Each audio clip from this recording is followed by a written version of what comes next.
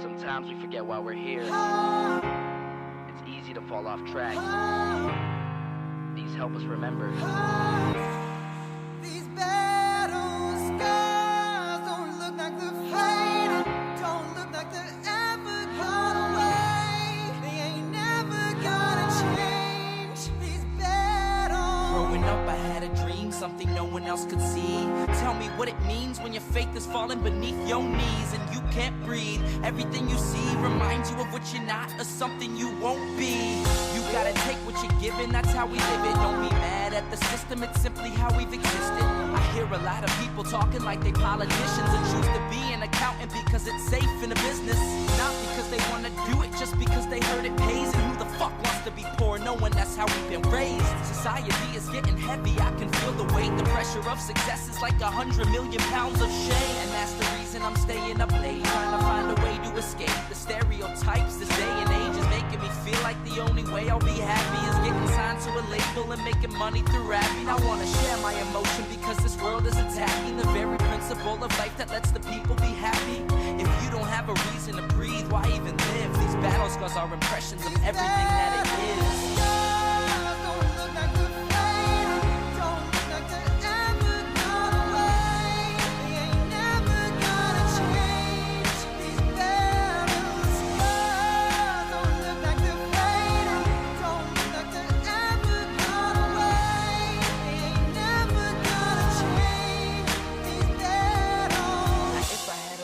Reached 100 million people, I tell them there's a reason that we're all created equal. Cause some decide to be great and some decide a sequel to an average person's life is simply what they want to be. So you make your decision, all I know is what I'm given. Won't define the life I lead or the way I dwell in existence. I've seen a greater image on the walls of where I'm living, and the words twisted and scripted remind me of something written. Faith is a gift that is given down to the people. If one believes it, one receives it. It's given if it is needed. Don't ever think you're trapped in a life that you never wanted. Your options are infinite, that's some mathematical logic. I'm not saying I'm a prophet, I'm speaking for what it's worth. These lyrics define my prayers and these battle scars on my church. Not saying I'm a prophet, I'm speaking for what it's worth. These lyrics define my prayers, these battle scars on my church.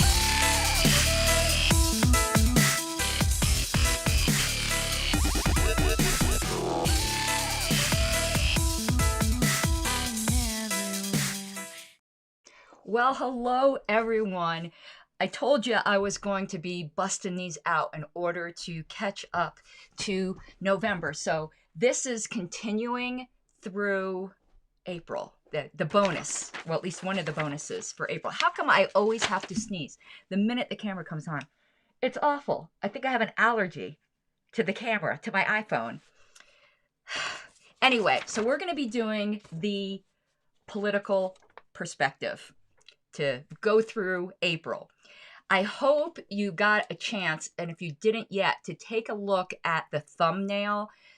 I don't know if it's up on Facebook, but it definitely is up on YouTube.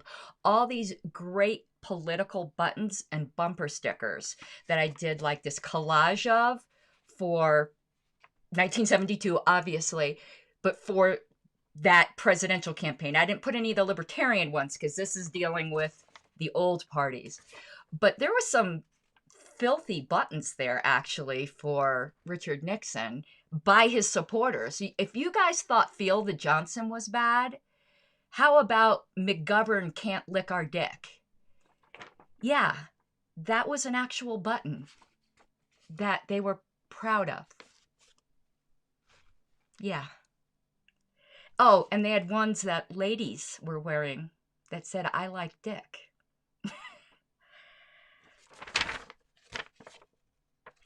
I don't think I can comment. I don't think I can comment. We'll just leave it at that. So go check them out. And there was also something like attractive women for Richard Nixon or something. It's got this lady like with her boobs hanging out. All right. So we are going to do the political perspective again, with the title being The Rise, and it's part 3. So we had done 2 of these before where David Nolan is basically giving his thoughts on the 1972 election. Now remember, we set the scene last time, and I'll have to do this each time, that 1972 was quite tumultuous. We had went to the moon, and Vietnam was still going on, and the draft was still going on. So all of that is in play. And you want to know what else went on that I forgot to mention last time. In April 1972, there was all kinds of violence by the IRA. You know, so overseas, but that was going on. You know, that kind of political upheaval was going on.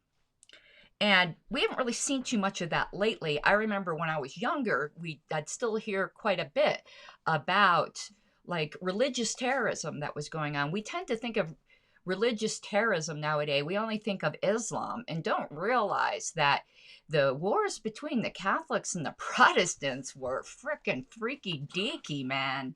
They didn't fool around. And I also like to bring up, I remember pre 9/11, again, going back to when I was younger, my mom and I used to travel a bit up to Connecticut when I was about 10 or 11. And there were quite a few hijackings that went around that time. And it wasn't Islam, it was Hindu or Sikh, like terrorism. And a lot of them came from Canada. So it's very cyclical. We're so used to what we have today, and we tend to paint then Islam with a broad brush because of that. But in my lifetime, I already remember, all different waves of religion, because religion will make people psycho, man. And I'm religious, but I'm just saying, religion can make people psycho. There's like Buddhist monks that are doing terrorism. We don't hear about it because that's not like really prevalent over here, but in like China and things, they heard about it. There's some like freaking terroristic badass monks. Anyway, so let's go on to, let me see if I have this queued up right. This will work. Hey, your girl's got it. I'm so proud of myself. That's the first time I did that smoothly. Chalk one up for me. Okay, so you've got it here on the screen. I've got it here in front of me. And let's go. So, he says, in our last issue, and you want to know what? Where I put the phone, it's like completely I moved the screen to the side so I'm not going like this time.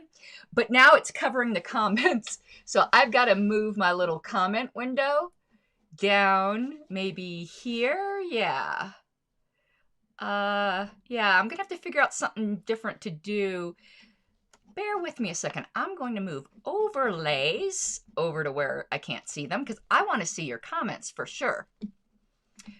Okay, all right, David, you're very faithful to come and keep me company. And I have another screen here that has the comments too. Alrighty. In our last issue, we stated that after the smoke clears, the Democratic presidential candidate would probably be either Humphrey, Muskie, or possibly Jackson, and went on to explain why the smart money would be on Hubert. That'd be Hubert Humphrey. But before I continue, I wanted to say something. And was it... No, it wasn't in this issue. It must have been in it was in the March issue. A comment on Facebook I saw earlier today reminded me of what we went through in February. And there's something that I'm really learning. We are at such agony today, and myself included, to distinguish ourselves from the right or the left, or particularly from the right. Because so many people think like, oh, if Julie Jorgensen wasn't in the race, Trump would have won. All that. Like libertarians would have voted for the Republican, but for the Libertarian candidate. That's bullshit. We can go over why that's bullshit some other time. But so we're always stumbling over ourselves to distance ourselves from the right. And that's fine. That's where we need to be today, totally distanced from that.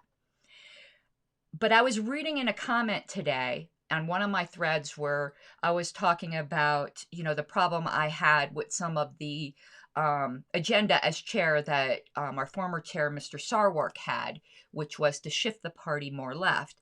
And not getting into whether we agree or disagree with that. But Richard Fast had said in those comments, well, libertarianism came from the left. History doesn't care about our feelings. Right? Mr. Shapiro. European libertarianism came from the left. European libertarianism was ANCOM, was socialist or communist. American libertarianism never was. American libertarianism did not come from the left. American libertarianism came from the right. Whether we like that or not, We read it in, do I still have that issue? I might still have it, because this is important. I've got my little book of tricks here of all my old LP news, but I don't know if I have issue number 4 up here, because I have multiple copies. I do. I have another copy of 4 up here. So let me go on to prove that 1 second here.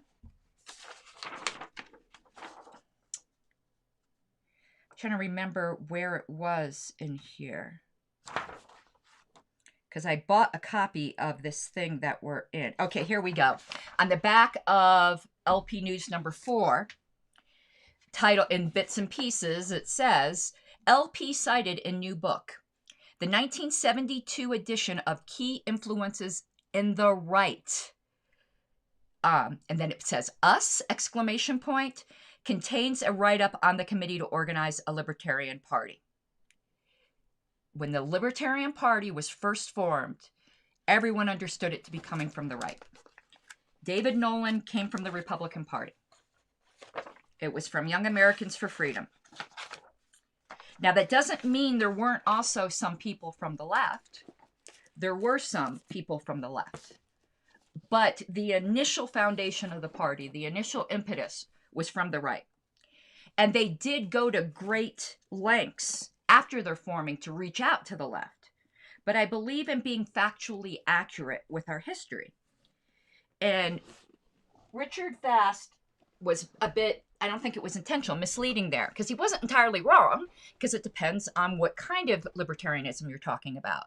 But within the context of the Libertarian Party, the American Libertarian Party, which was the subject of my thread, it is absolutely incorrect to say libertarianism came from the left. American libertarianism came from the right. We might as well deal honestly with our history. Okay, I'm glad I remembered to say that. Alrighty, yeah, John, 1.8 million votes. Man, let me tell you, the letters the LNC has gotten from some very upset people saying we stole the election and all that from Trump. Listen, I know some people don't care. Look, I have no love lost for any of the old parties. As far as I'm concerned, they stole the election from us. I'm glad your sucky candidate lost. Some people don't like me saying that. They think we should be nicer. I believe in being honester, and I don't shed a tear. Boo. Okay, let's continue. Now, with Wisconsin's crucial primary over and done with, the picture has altered a bit. Interesting. Again, I always ask these questions. I throw them out to you. They had last issue, it mentioned the New Hampshire primary coming up, which I know is still the first primary now. But is Wisconsin also early now? I don't remember Wisconsin being early. But somebody who's a little bit more, a political geek with that, let me know. Muskie has slipped even further, probably fatally, unless he can win big in Massachusetts or Pennsylvania. Indeed, horrible Hubert would appear to have it bagged, were it not for the amazing squeeze play that has been executed by the 2 men named George. Poor Hubert. Despite his having bested Ed Muskie twice, he has yet to win a primary. Boo.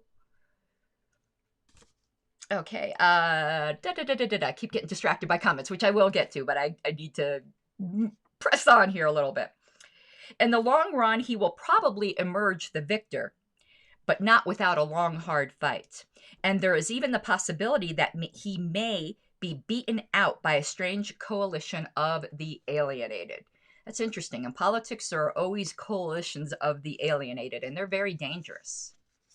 We need to learn to be dangerous like that. I see you, Julian. Hi. Okay.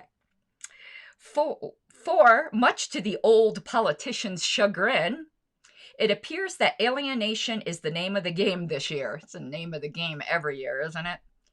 The people are out for the establishment's blood, and George Wallace and George McGovern have struck responsive chords. On the left, McGovern has apparently captured the erstwhile supporters of McCarthy, Lindsay, Harris, and Chisholm. And if you look at the buttons, I didn't realize, I should have, reading the name before, that Chisholm was a lady and she's also an African-American lady. So that was very interesting.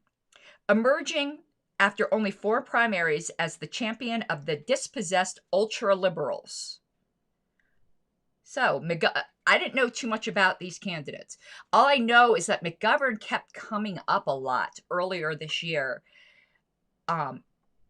saying, is Biden going to be like another McGovern, which I guess was a bad thing. I don't know. Did he like have it in the bag and then lose it?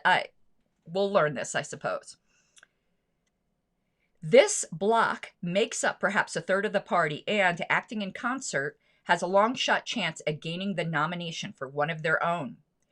In many respects, the McGovern campaign is reminiscent of the Goldwater campaign in 1964. On the right, George Wallace has pushed Mills, Yorty, and Jackson in virtual oblivion, emerging as the hero of that 25% or so who are doomed to everlasting exclusion from the seats of power, but who often decide which of the orthodox receive the prize. The writing then was so much better.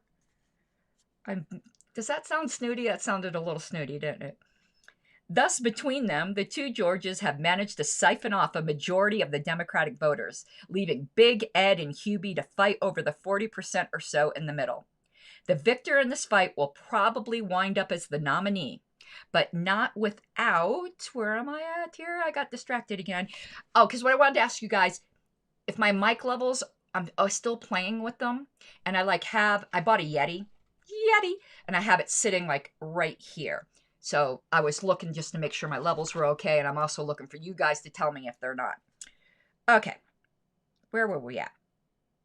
Okay, the victor in this fight will probably wind up as the nominee, but not without making concessions to one or both of the dissidents' leaders. This is a development to be welcomed, for any rebellion against the establishment is to our benefit, and the deeper the rift between the various Democratic factions, the better our chances at picking up the supporters of the losers come September.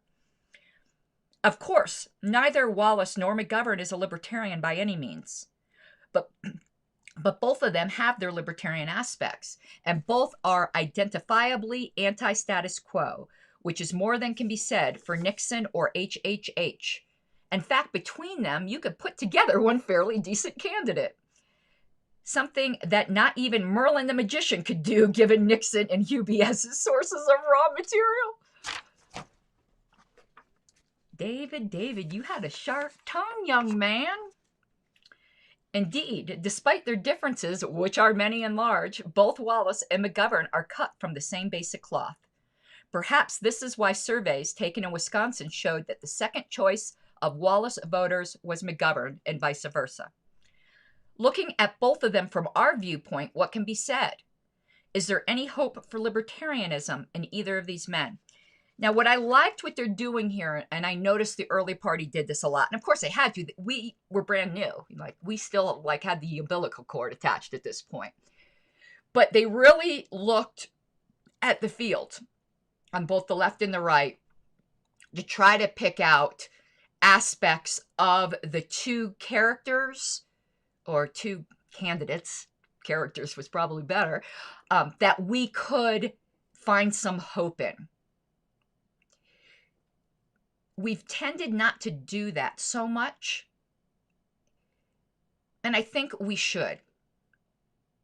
I'm going to say something that's probably going to anger some people, but there are libertarian characteristics, or at least libertarian-ish characteristics, that we can find in almost any candidate. I'm saying almost because there might be some that we can't. I can't think of any offhand that we can't.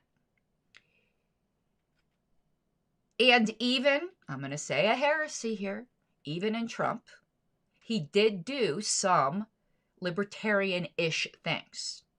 The problem is the grounding. And what do I mean by that?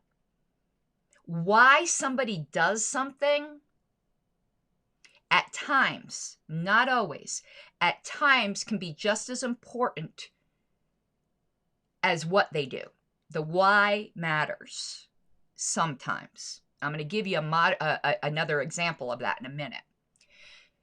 So Trump's motivations for his libertarian-ish things probably were not libertarian motivations. They're probably purely status motivations. But for the things he did, it probably doesn't matter. Let me give you an example of, though, when motivation might matter. And not that we wouldn't take the libertarian step, but we'd have to be sure to divorce it from the crappy motivations that people may have had. For instance, once gay marriage was legalized, all of a sudden there were some southern states that were interested in abolishing marriage licenses. Why? Because they didn't want to issue them to gay people. Bad motivation. The result is something libertarians could get on board with, getting rid of marriage licenses. But the motivation was rotten. And we would have to be very careful to distinguish ourselves from that motivation, though we'll certainly take the abolishment. Hopefully that example drove my point home a little bit. Okay, now they're going to talk about the two candidates. And I'm going to just take a quick look at comments here to see if there is... I'm going to have to find a way to make it bigger. Let's see. You'd say Biden and Wallace are really similar. That's from Julian. I should figure out how to put these up on the screen, because what's happening, let me see. Yay! I'm getting good at this, because what's happening is I'm interacting with you guys, but people who are watching this live stream later, they feel like kind of left out, because it sounds like I'm just like talking to my imaginary friends. And you're my real friends. So I don't know anything really about politics from the 70s, so I'll take your word for it. I just know I saw a lot of articles comparing Biden and McGovern. Maybe not ideologically, but they were worried about the results of the election. Apparently, things did not work out well for McGovern. We know he wasn't elected, but I don't really know why at this point. Okay, so to begin with McGovern, it must first be noted that he is by far the worst of all prospects. Interesting. I didn't read this before I said I kept hearing Biden was like McGovern. That doesn't bode well for us if that's true, right? Including Nixon. He's worse than Nixon? He qualifies this, in the area of economics. Well, the Democrats are always the worst in the area of economics. I mean, that's just the way it is. He makes no bones about being in favor of massive income redistribution and has voted in favor of socialistic proposals even more consistently than Hubert Humphrey, which takes some doing. Again, we see the early party's absolute opposition to socialism. In the area of civil liberties, however, he is probably the best of the lot. Okay, now I feel a little better. I was getting worried there for a second. His long-standing opposition to the draft, to big brotherism in the area of government surveillance of the citizenry are particularly commendable. Here, though, it's interesting. Biden has no frickin' principles. He has flip-flopped on everything. You know, what he used to be against, now he's for, what he's for, whatever. He goes as the tide turns. It's very telling that he was one of the supporters and architects of the Patriot Act. That's unforgivable. There's no recovering from that. There's no oopsie.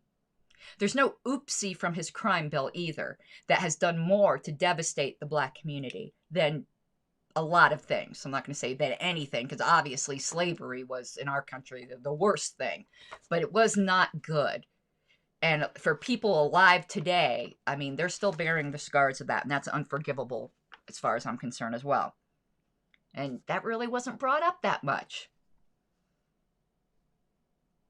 Oh, so in comparing with McGovern, I don't see Biden rolling back any of the government surveillance.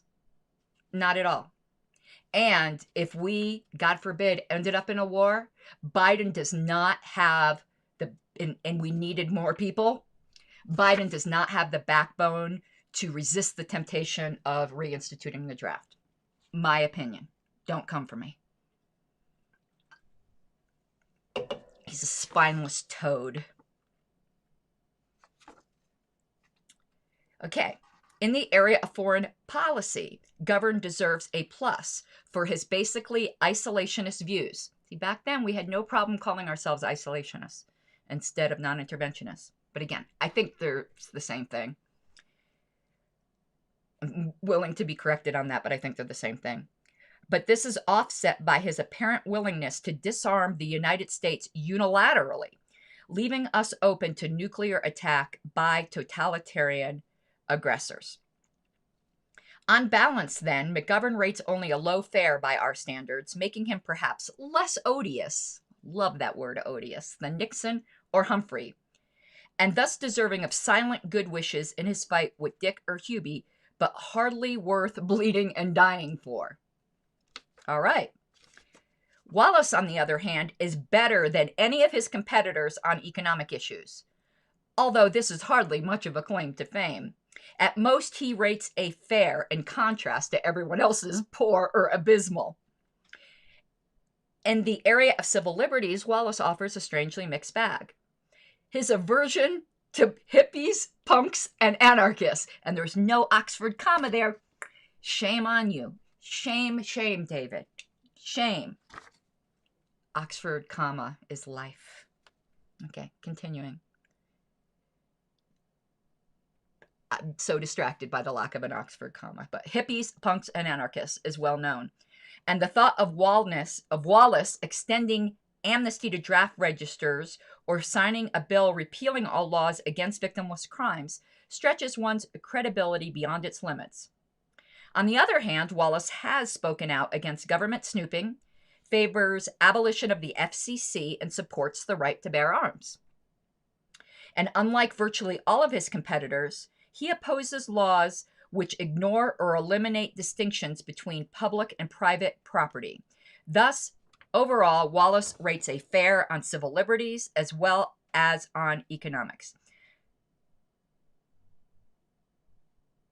What I'm understanding here, where it says he opposes laws which ignore or eliminate distinctions between public and private property, I'm assuming this has to deal with the Civil Rights Act and what restrictions should be on government and what restrictions, and the LP held pretty much none on, they had the Goldwater view on private property, which is still our position. We don't like talking about it, but that is still our position. In the foreign policy sphere, Wallace is probably the best of all the major party hopefuls. Like McGovern, so if you're saying Biden is like Wallace, then maybe there is some hope for us, right? But I don't see, unlike Wallace, he doesn't support the right to bear arms or want to stop government spying, so I don't know. In the foreign policy sphere, Wallace is probably the best of all them. Oh, I said that. Like McGovern, he is basically an isolationist. He has long said that the U.S. should not have gone into Vietnam. And now this, for once, goes on to another page. None of the other ones did that. It went right there, I think. Yeah, it went on to right there. And back then, that was almost a given, wasn't it? The Democrats were the peace party at that time.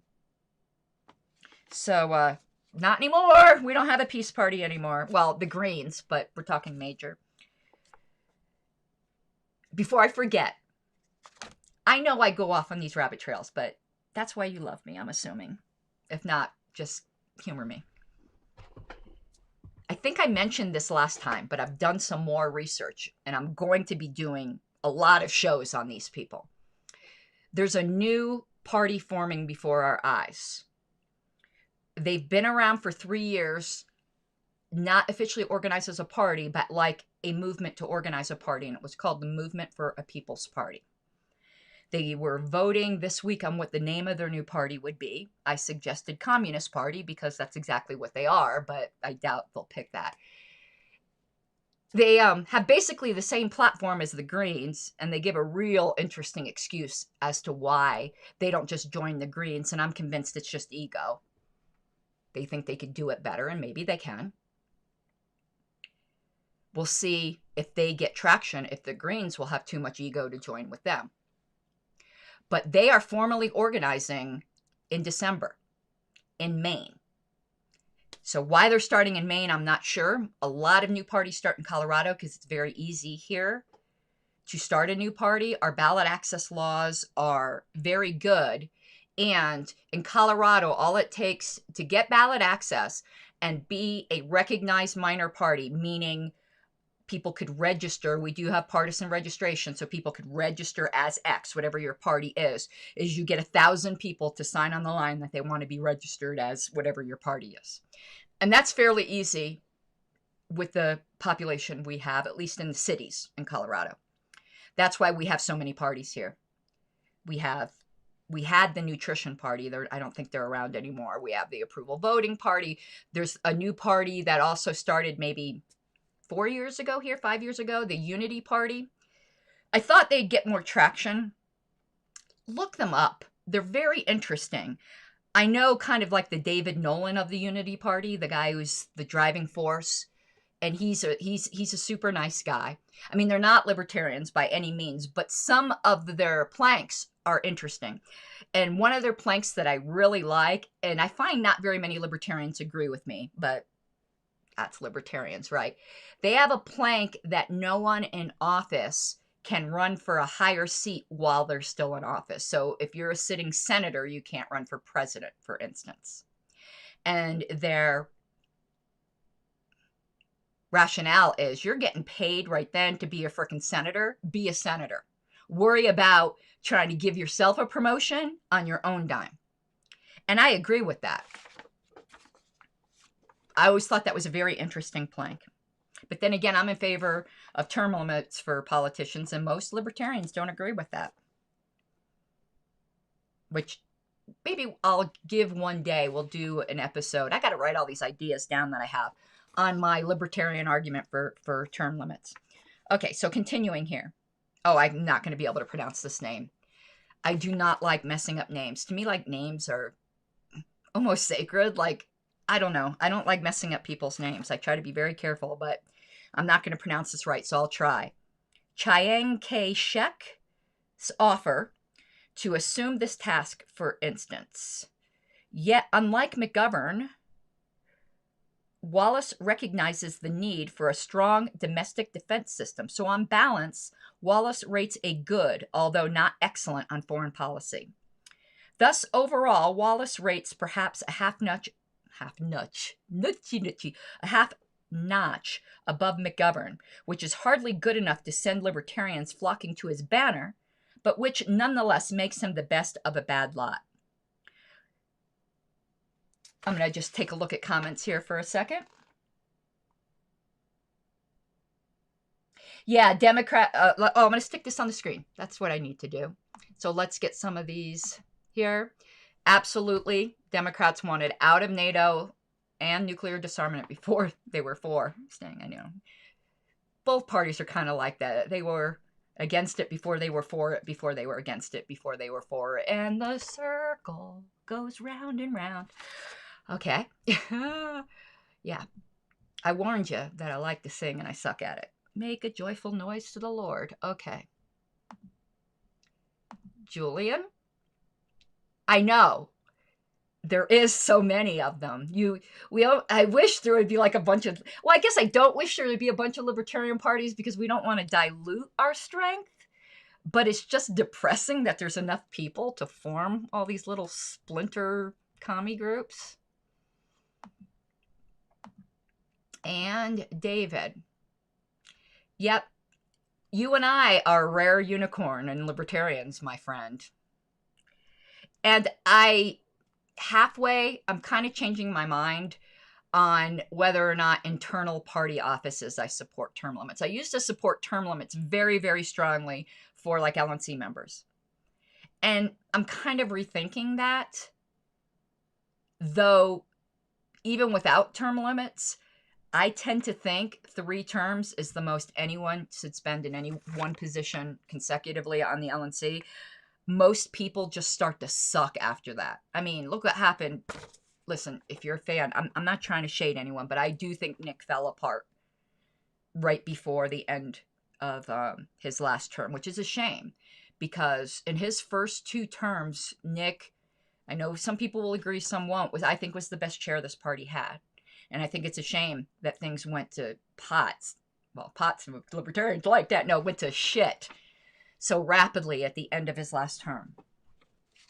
But I still hold him in very, very high regard. So I think I've seen that a lot, and that you start to lose your effectiveness and your fire. But then again, you have someone like Tim Hagen, who's been there forever, but he's the treasurer, and maybe that's not as draining. I don't know. I'm not putting down treasurer work by any means, because I was a treasurer for Gold Coast Via de Cristo, and I'll never be a treasurer of anything again. And that's after having worked for, 10, 15 years? I can't remember how many, as a bookkeeper at Service Merchandise. Won't be a treasurer for a nonprofit again. Okay, continuing. What does all this mean from our viewpoint? Very little, actually, as the chances of the Democrats nominating a McGovern, Wallace, or Wallace-McGovern ticket are very remote, although not absolutely zero. And even if this were to happen, it is doubtful that many libertarians would be willing to devote much energy to supporting such a ticket. In some, as we said regarding Ashbrook and McCloskey 2 months ago, any LP member who wishes to work or vote for Wallace or McGovern between now and June should certainly feel free to do so, for as was noted above, anything that serves to drive wedges between existing political factions is to our advantage.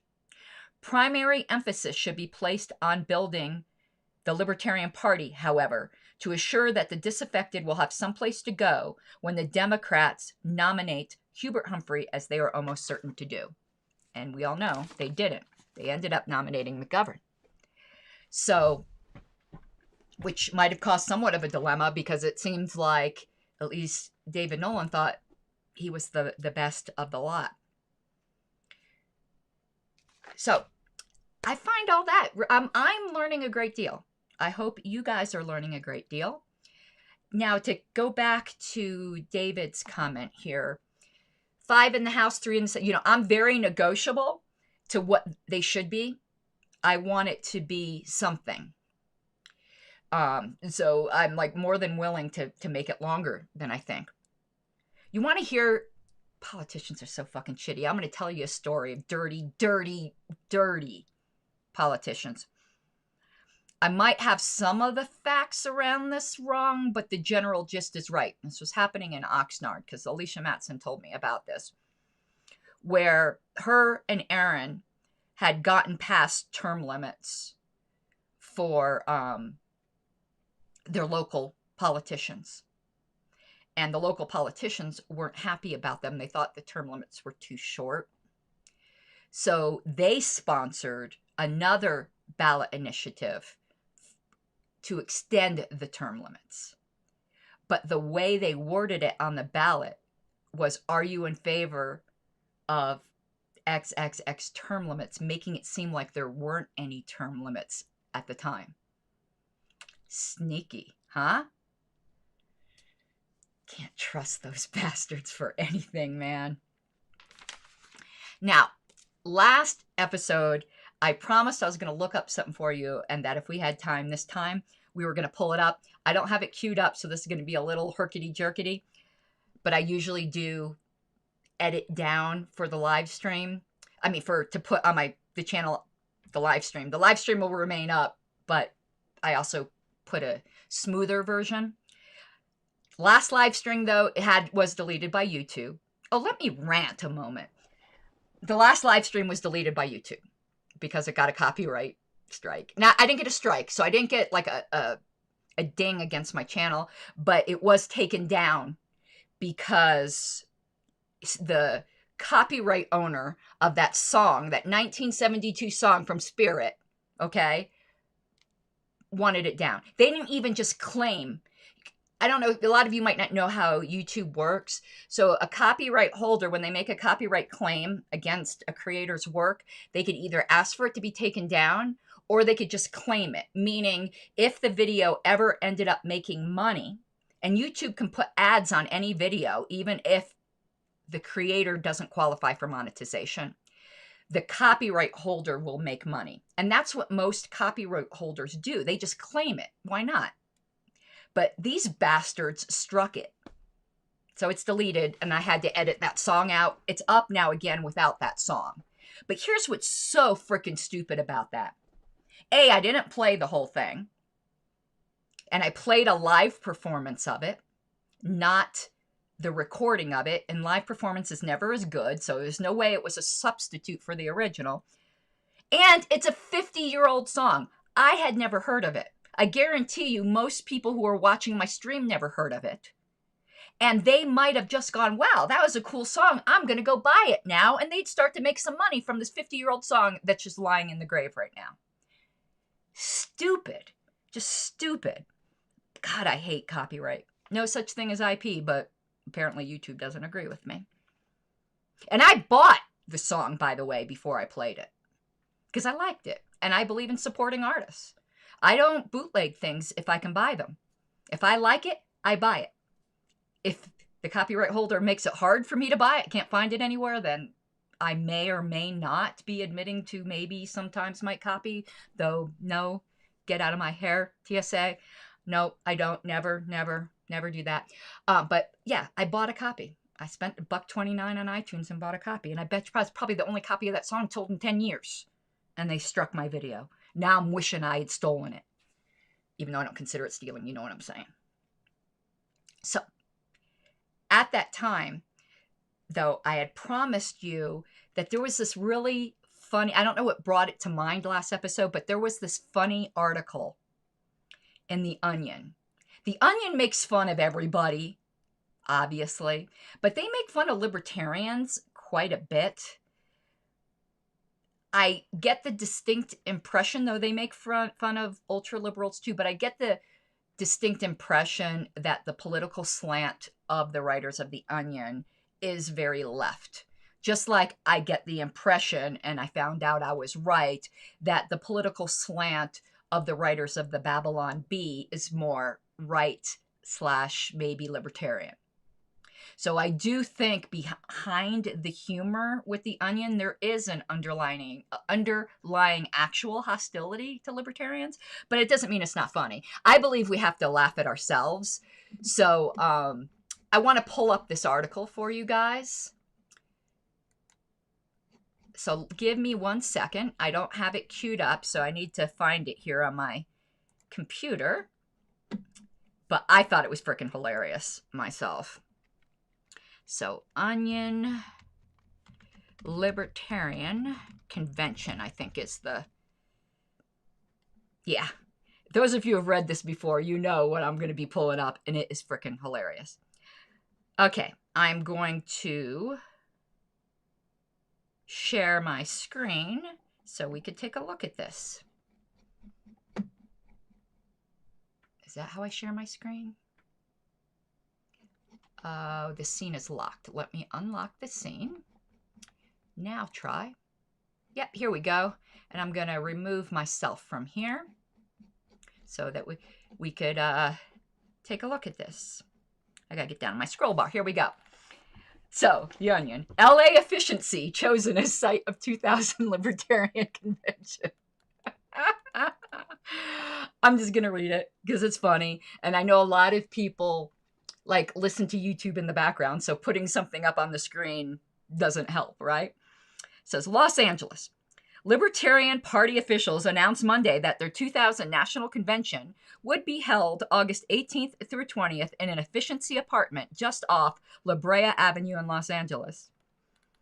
As one of the nation's largest cities, Los Angeles provides an ideal stage for us to spread our message of personal and economic self-governance, said Libertarian National Director Steve Dasbach, who was the national director at that time, explaining his party's choice of venue at a kitchenette press conference. Also, it was at Libertarian Party National Chairman David Bergland's turn to host, since it was at my place in 1996. The convention is expected to be the largest in party history, drawing upwards of 45 libertarians to the second-floor apartment in the Mulholland Terrace complex. In preparation for the event, 15 extra folding chairs have been ordered by party leaders, as well as 12 2-liter bottles of Pepsi, Sprite, and Diet Mountain Dew. It is our belief that government's role is simply to defend the citizen from coercion and violence and nothing more, said Libertarian presidential candidate Harry Brown, hanging a brown Olivier 2000 banner above the efficiency's futon. That means military service should be voluntary. The minimum wage should be eliminated, and taxes should be replaced with user fees for services. Added Brown, I love this, feel free to take our 2-minute quiz to find out if you're a libertarian and don't even know it. Oh my goodness. We hold all individuals have the right to exercise sole dominion over their own lives and have the right to live in whatever manner they choose, so long as they do not forcibly interfere with the equal rights of others, said Dasbach, wearing a repeal all sex laws button on his lapel. This August, that ideal will pass from apartment 12B to the world. With 1 month to go before the convention, the Libertarian platform is set. The party will demand an end to government subsidies for businesses and farms, the elimination of patrols at U.S. borders, and the decriminalization of crack cocaine. Party members also support the making of traffic signals, recommended but not mandatory, as well as a plan to move America's heavy industry to platforms in low Earth orbit by 2007. Despite such philosophical unity, some decisions still need to be made before the convention. Seating arrangements are in flux, as organizers await word of the pro-LSD lobby's attendance, as well as that of the Illinois delegation's wife. Pizza toppings also remain up in the air, with a key block of 5 Southern delegates favoring pepperoni over the more popular mushroom and green pepper for the planned 6 extra-large pies. The number of topics and speakers on our agenda was the reason we couldn't hold the convention at the Ventura Boulevard Denny's as originally planned, said Holly Pfizer, convention co-chair and one of the nation's leading advocates of the privatization of police. Plus, they add a 15% gratuity for parties 8 or more, and that would have severely depleted our campaign war chest. I'm sorry, this is just making me want to pee my pants. A portion of the money saved by not holding the convention at Denny's will go toward the featured entertainment. A live performance by singer Don Henley that was recorded in 1998 and will be played on the apartment stereo. Whenever you have this many libertarians in one place, there's going to be some disagreement, said author and gun control opponent William McPeters, who will deliver a speech entitled Why I Abandoned the GOP and How America's Drug Legalization Activists Can Profit from the Coming Economic Devaluation.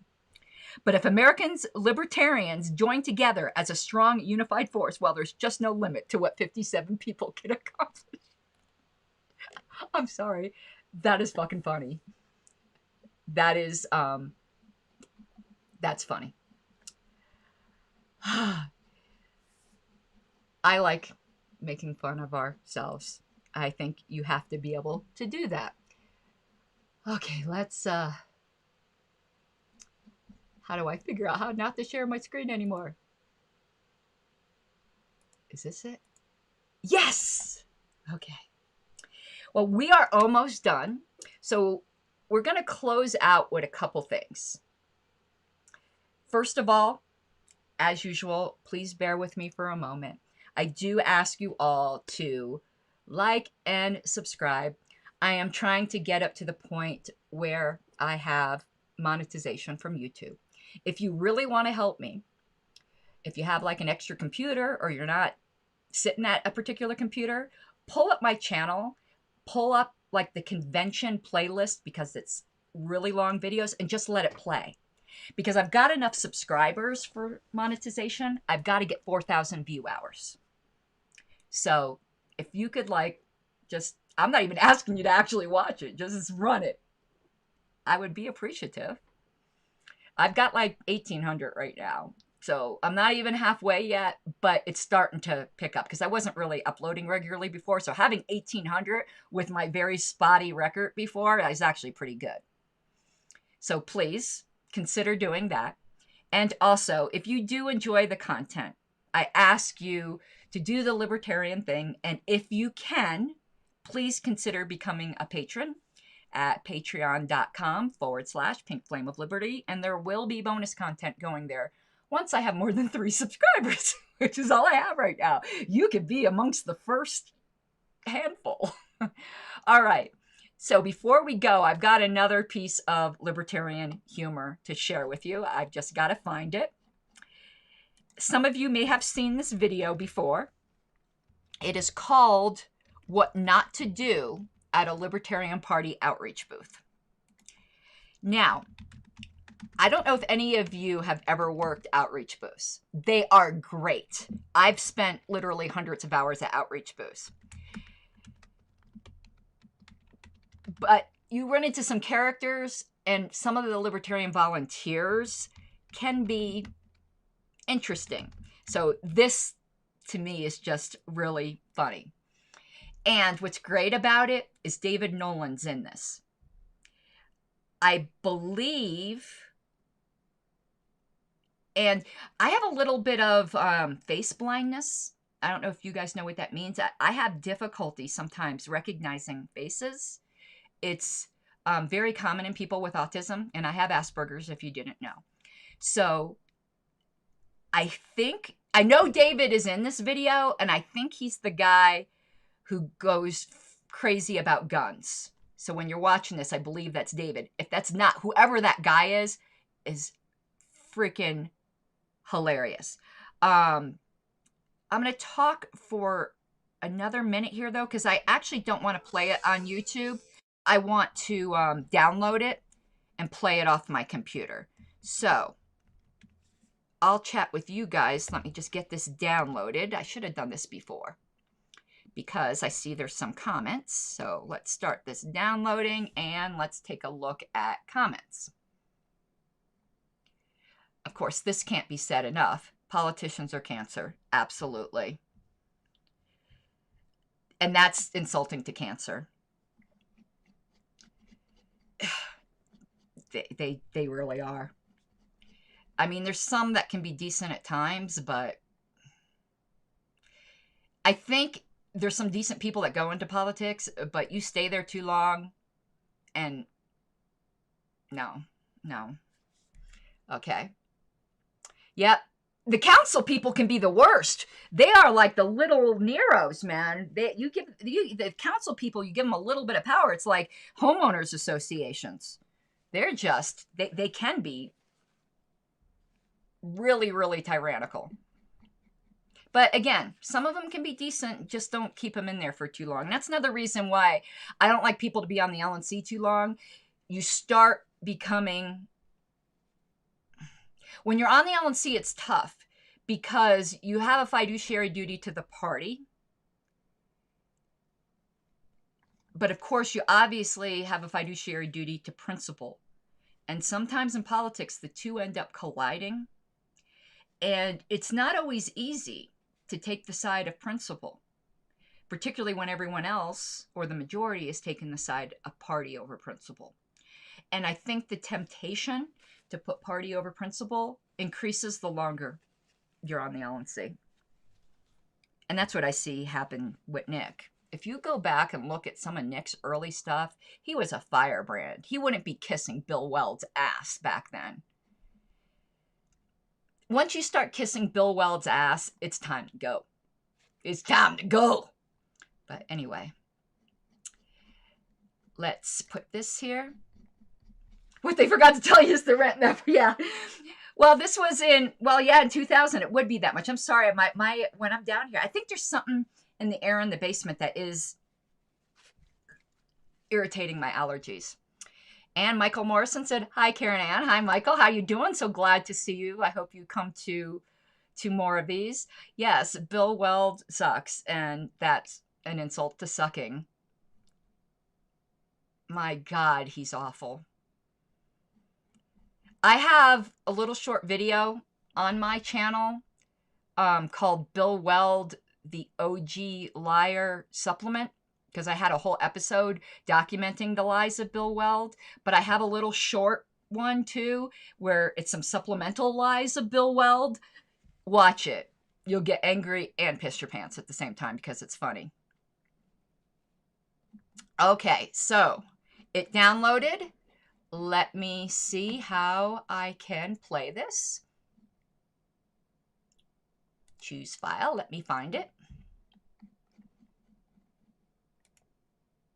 Where did it download to? Oh, you know what? Hold on. These damn programs, they download to these obscure, like, folders that I can never find. And I've got to move the folders onto the sidebar. So let me move this onto the desktop. Yes. Okay, now I can play it. Open.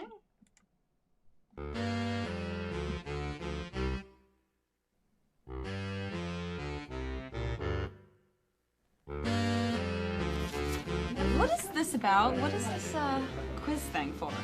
You know, I'm glad you asked that because that's really a very important question. We developed this quiz to help people determine their position on the political spectrum. Now, when you were in school, you were probably told that the political spectrum consists of a left to right line with communism on one end and the American system on the other. And that's really a gross oversimplification. The whole idea that there's such a thing as a left and right political spectrum originates social restriction are generally in today's society called conservatives. And over here you'll see you've got the idea is that you can divide all of human action into social and economic areas. Who favor a high degree of personal liberty but a lower degree of economic freedom are called liberals. They'd be more accurately called. Yes, as I was saying before your daughter there interrupted me, political parties from physically attacking each other.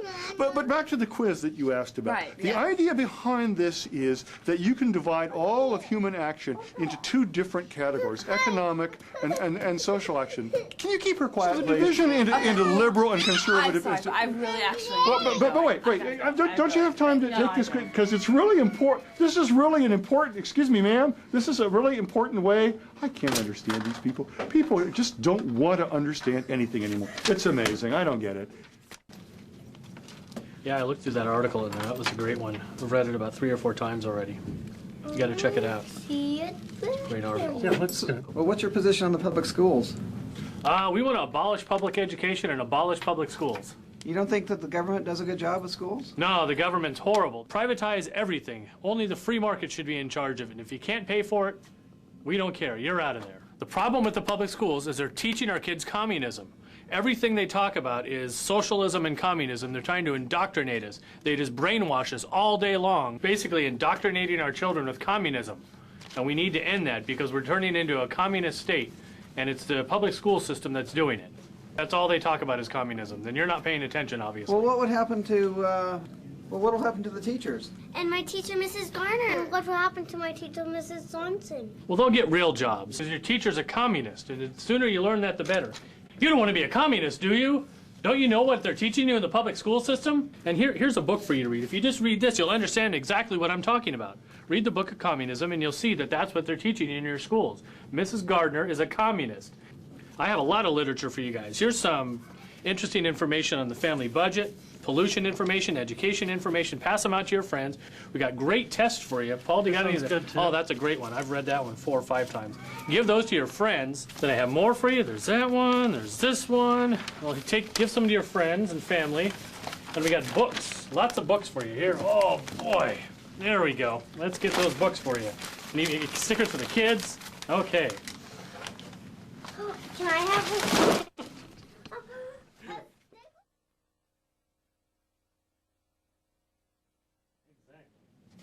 Hi, are you guys from the Libertarian Party? Yep. What is your stance on the environment? We want to end all environmental protections and repeal the Endangered Species Act. We believe in the rights of private property owners to own their own land, do what they want with it, and we want to sell off all government land to the highest bidder.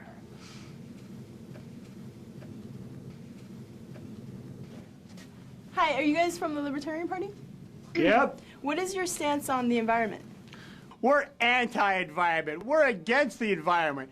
We want absolutely no environmental regulations. You hippies want to save the forests? We want to pave the forests. We want to shoot all the spotted owls, shoot all the other animals, pollute the streams and lakes and rivers, and we want to sell Yosemite to Disneyland so they can build a roller coaster over Old Faithful. We want to let Shell drill for oil at Yellowstone Park and all the places that all you hippie commies want to save for the birds and the bees. Oh yeah, the Libertarian Party. I've heard of you guys. I'm kind of understanding, finally. You're for freedom of carrying a weapon, right, for self-defense? Yeah, it's just there's people out there that are trying to rape your kids and your family, and you ought to be able to shoot them with a machine gun. You need a machine gun to shoot all those people and that's out there. what I was going to say. I understand carrying a handgun, a little thing for self-defense, but a machine gun, you seriously don't think people should be able to carry machine guns, right? I mean, that's a lot. You have the right to bear arms. It's right here in the Constitution. If you want to drive a tank down the street, it's your business, as long as you're not hurting anyone. No, come on. You can't be serious. Tanks? You think we should have tanks? That's what we meant by the right to bear arms, is the right to drive tanks? That was the equivalent then, was a musket, you know? You drive around in your carriage with a musket. Come on. A tank is the same as a musket. Is that what you're really saying? That was the same thing. It's the equivalent. If you had a musket and you're riding around on a horse, that was a tank then. It's the same thing. Oh, so I should be able to have a tank in my backyard? Is that what you're saying, too? The criminals are going to have them. Oh, tanks? Criminals are going to have tanks, right? Driving the tanks down the street to rob a house. The government have lots of tanks, and you need to defend yourself against the government. Oh, yeah, the government's going to come and get me in my house because why? Because I didn't pay my taxes or something? That's what happens every day. Oh, every day. The tanks are driving down the street, and the government's driving the tanks, and they're going to bust you for not paying taxes. IRS will shoot your kids if you don't pay your taxes. You are insane. I like libertarians until I talk to you. Well, get out of here. You're no libertarian. Yeah, okay. I'm gonna tell you all my think friends. You ought to be able to drive a tank? Okay. No, that's that. Get out I'm of here. Sign up, but not anymore, man. You guys are crazy. Stupid communists. Yeah. Wackos. No one should be able to take away my machine gun. Screw the government. Your kids should have guns. Anyone who doesn't have a gun is a communist, and they should be thrown out of the country. Bazookas. If everyone at Columbine had a machine gun, those kids wouldn't be dead today. They're not going to get my bazooka. Train your kids to shoot machine guns. If they want to take it away, they'll have to pry it out of my cold, dead hand. I shouldn't have to register my tank at the DMV or anywhere else. We need bazooka training in the schools now. They're coming for your guns. All kids should have guns. I have a right to my tank. They'll have to pry the wheel of my tank out of my cold, dead fingers. Or my kids' cold, dead fingers. I live for my bazooka. I love my bazooka. The founding fathers wanted me to have a tank. I will not let the government take away my guns. I hate them. They're gonna take away your guns. Don't you understand? People want to license guns. Some people want to license dogs. Well, no one's gonna take away my dog's gun. Un-American, communist, socialist. I make love to my bazooka 3 times a day. If you want to take away my bazooka, you'll have to pry it out of my cold, dead fingers. Kids know how to shoot bazookas. My kids have sex with my bazookas. Jeez.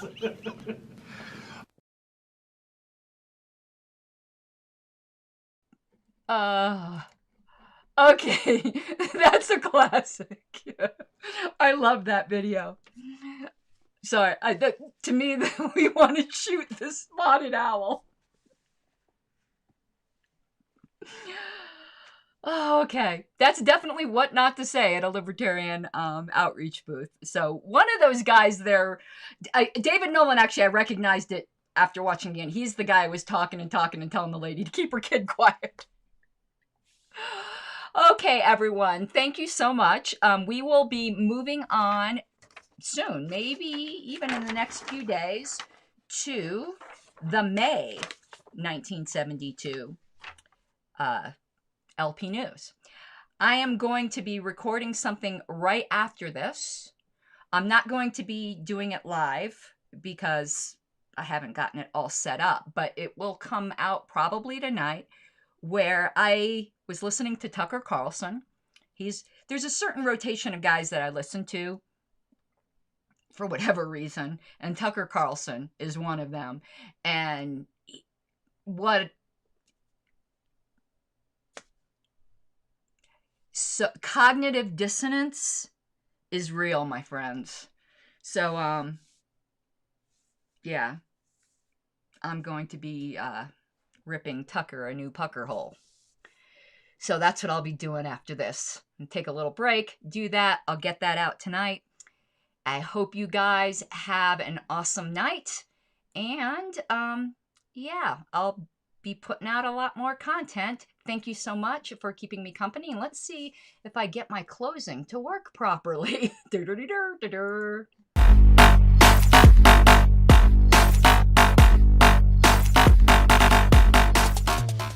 Gotta take what you're given, that's how we live it. Don't be mad at the system, it's simply how we've existed. I hear a lot of people talking like they politicians and choose to be an accountant because it's safe in a business.